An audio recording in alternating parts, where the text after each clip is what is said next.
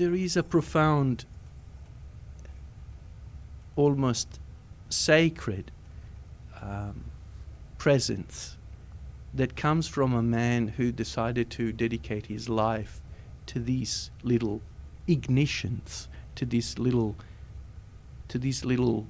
moments of epiphanies, and that this man and his life are like, he transformed his life to be like a packet of matches that he now is so good at that he can just scratch, and suddenly there is this moment of light, of fire, of magic.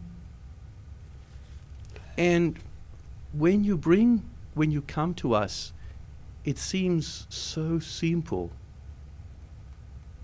It seems so possible, so real, so true.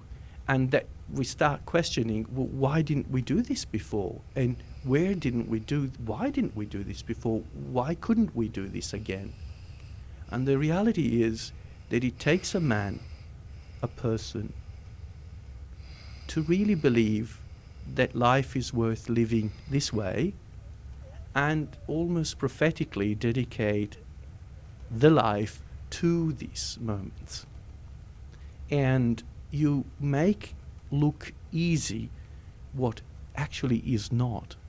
And you brought the children, and you, with the same ease, you brought us.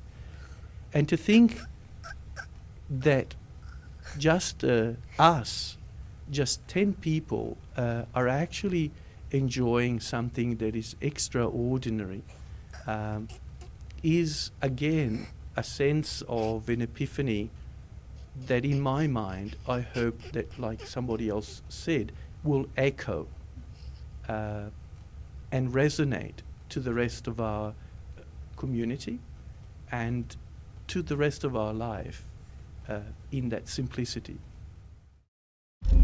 History in the making. So the story goes.